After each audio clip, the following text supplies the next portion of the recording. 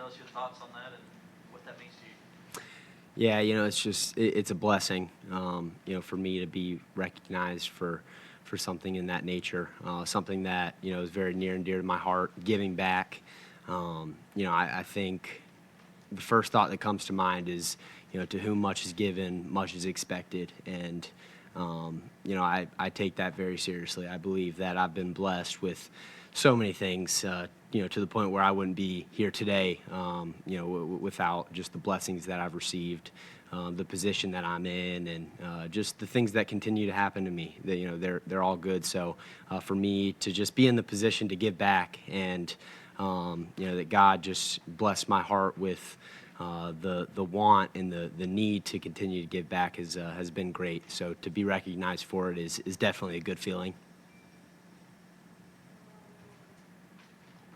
We were talking to Gabe yesterday, and he was talking about how he came up to you after the game, and all the running backs have done really well, and he's saying that's partially because of the leadership you've shown in pushing those guys. I mean, how satisfying is it as the leader of that room to see all of those different running backs do what they did in the last game? Yeah, it's great. I'd be lying to you if I said it surprised me. Every guy in that room has worked their tail off, and I remember that conversation with Cade. It's just a good feeling to be, told by somebody else that you're doing a good job sometimes, especially when it comes from your quarterback. Just people kind of taking notice of the leadership, and I understand that you probably wouldn't. Read about my leadership style and books or something to follow, but I believe in how I do it. I believe God blessed me with a vision on how to be a leader. So just to know that I've pushed those guys as far as I can push them. I've done as much as I can, and I'll continue to do that. So to see them reap just all the success of all the work that they've put in and everything they've done is great to see, especially kind of as the leader of the group. You love seeing everybody under you thrive, and get the recognition that they all deserve as well. I think you talked about that you can be hard on guys to the point that sometimes they may not even get why you're being so hard on them. So, like, in what ways are you really hard on these guys during the offseason? Yeah, I would say the first thing that comes to mind is just training. I believe that I set the standard for our running back room above what is expected from everybody else.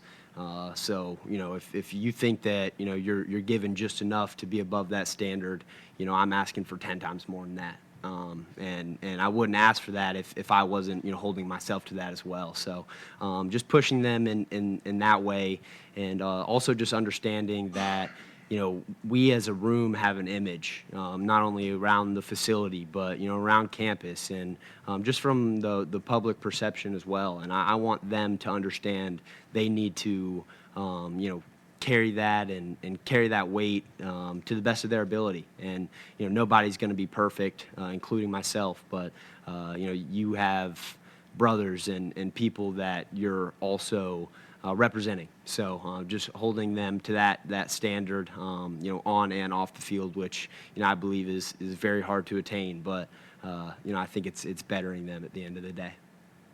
Kate, I've heard, sorry, I just called you Kate. Will, you have talked. We look similar. It's just you guys look so much alike. Yeah. It's facial hair. You have come in here multiple times now, and you continue to say that your leadership style might not be for everybody, and you kind of put down your, but I have never once, past or present player, heard anybody say anything remotely negative about you. Where did somebody somewhere tell you were too intense? Did somebody, where does that come from? Because seriously, every single person has nothing but praise and celebration for who you are. Well, I appreciate that, first of all. That means a lot to me. But I think it just comes from me, myself, being a perfectionist and always, kind of just not thinking that I'm ever going to reach that, right? And knowing that as a leader, I look back at situations and always critique myself and things that I could have done just the same way that I do with my play on the field and my relationships. Everything that I do, I just want to be perfect, and it's unattainable. But I'm my biggest critic, and I think it'll always be that way.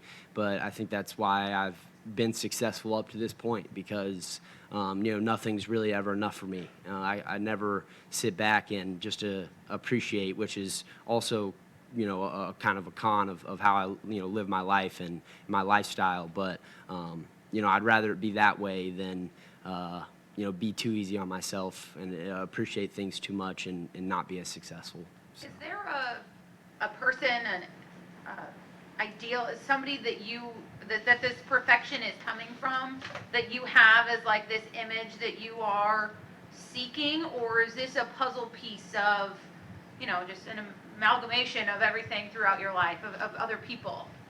Yeah, I think it's a little bit of everything. I don't want this to be taken the wrong way at all, but I think I would say my dad, my father. I try to make him as proud as I can in every situation, and trying not to get emotional. But he's just done so much for me.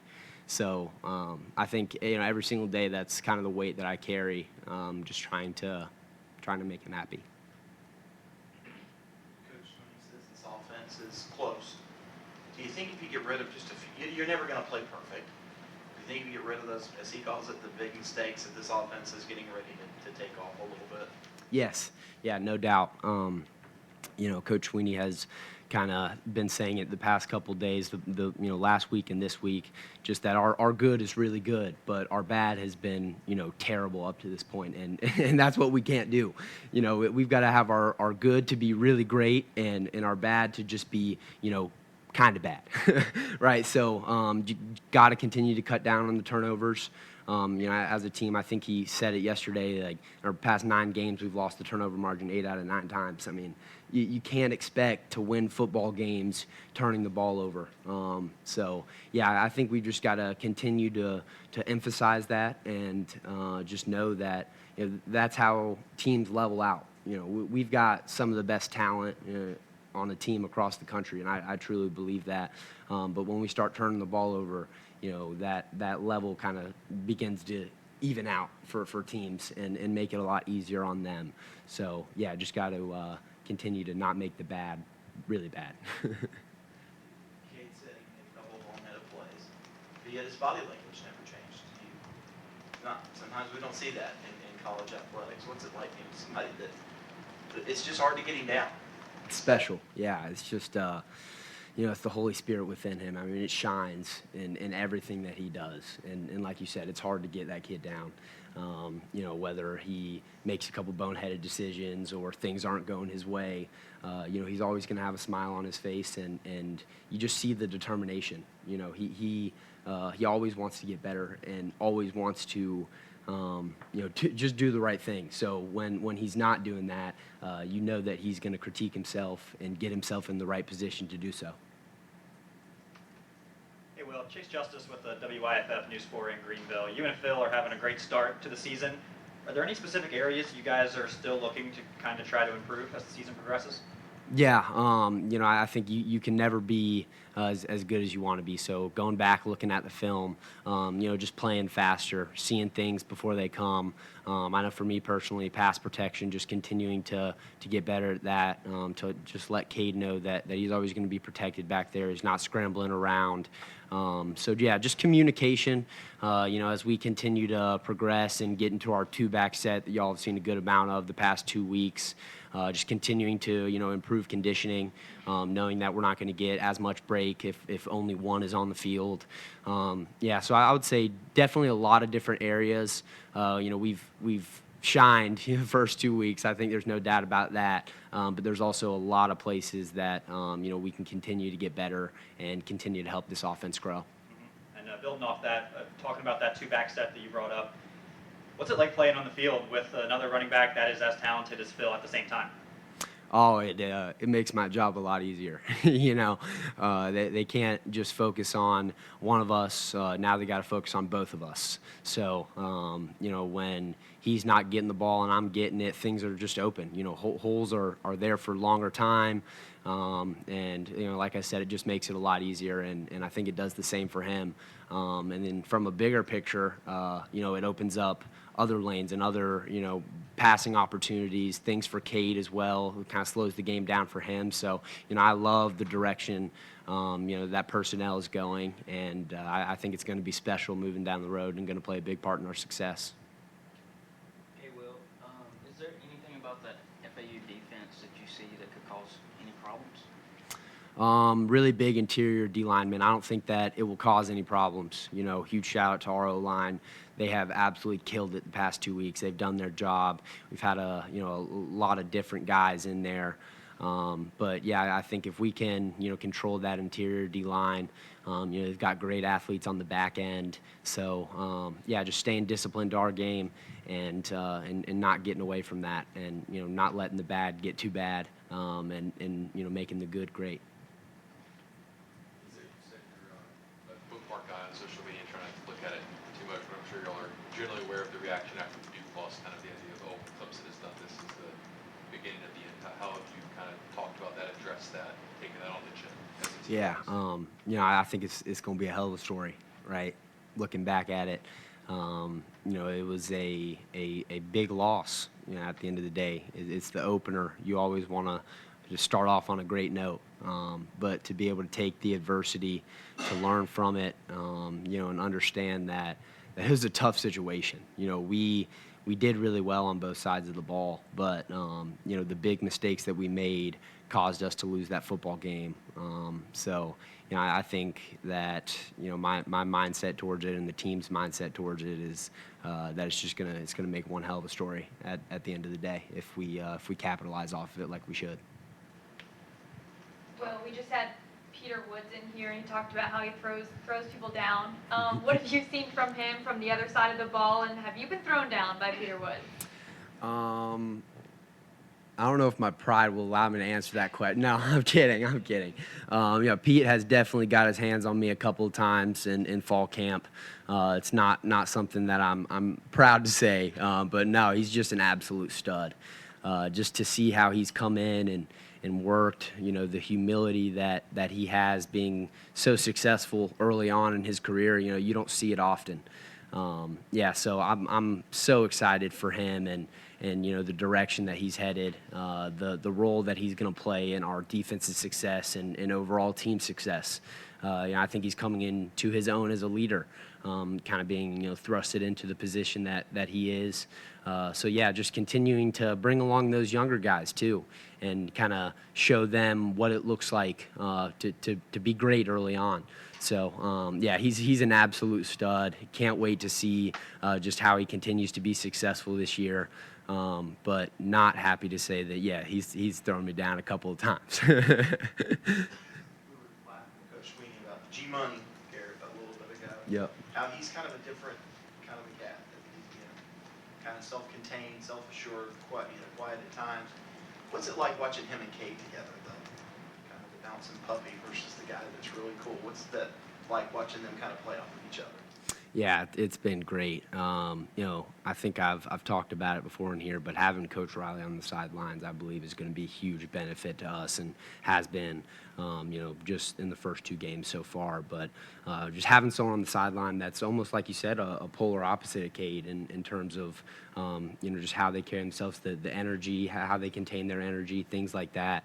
Having someone to calm Cade down when a situation is getting a little hectic. But seeing them bounce ideas off of each other and just the way that they've collaborated, I don't believe that two people could lead this offense better than those two have and will in the future. Very, very excited about that relationship and just how successful it's going to be. What's his demeanor and on the sideline? During the game, you guys come over and need a big drive. He gathers everybody. What's his demeanor and what's he like? Yeah, I would say after a big drive, you definitely see the excitement, which is very important. But when he's locked in, he's locked in. There's there's nothing that's going to distract him or get him away from that. He commands the attention of the huddle when he walks into it, and he has that play call ready. Everybody's ears are open and their mouths are closed. It's just kind of the guy he is. He's very poised. Like you said, you don't see much reaction from him, which is a great thing as a player. To be able to look at that and kind of base it off of that. If something's going bad or something's going good, you kind of know what you're going to get from him, which is a great benefit for sure. Do you know where the G money moniker came from? I don't. I really don't. But it's actually funny. One of my best childhood friends, he actually plays quarterback at Virginia. He's a walk-on there, but that was his nickname from my family as a child. So just hearing it said, it kind of catches me off guard sometimes. But I love the nickname. I think it fits him and suits him very, very well.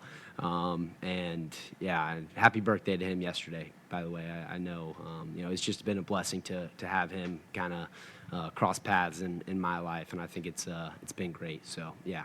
Love G Money. Any questions for Will from Zoom? Hey, Will, it's Trevor Gross from CUTigers.com. I know you're super close with Mava, and that fumble at Duke must have hit him hard. Did y'all talk about it after the game, or is that the kind of thing you avoid talking about? How nice was it to see him bounce back the way he did with a couple touchdowns on Saturday? Yeah, it's great to see him bounce back.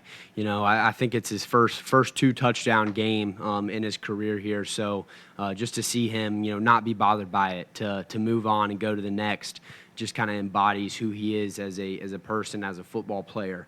Spending the last 3 years with him have made me a better person. And we definitely get into those conversations. Just being so personal and so connected. But like I said, he's put it behind him. It's something that we have to continue to emphasize as an offense. As running backs, it's always the guy you don't see. It's going to be unexpected. So just putting yourself in those situations during practice, and something that we're continuing to do and going to continue to do is just emphasize ball security. But yeah, to see him bounce back the way he did, and the way he's going to here in the next couple of games and down the road is great. Anyone else for Will? Well, I was just curious, what do you look at when you're self-evaluating, when you're, looking over the last game? What's the stat that you look to measure success? Is it carries, yards per carry, getting into the end zone? Like, how do you self-evaluate your performance? Yeah, I wouldn't say that there's a particular stat that I would look at. I know yards per carry probably does the best for me in terms of just knowing, especially if you don't have any huge outliers like a big run or anything of that nature. So I would say the film really does all the telling for me. Looking back at it, first play of the game, I missed a huge opportunity. We fitted up great. Tristan Lee did his job, got the backer, and just didn't show enough patience. Adrenaline was maybe rushing a little too fast. First game in Death Valley, but the film is the biggest thing for me. Going back and just critiquing and breaking everything down, knowing what opportunities I missed, how I could have done better, and what I can continue to do great out there. Anyone else? All right, thank you, Will. Awesome. Thank you guys so much.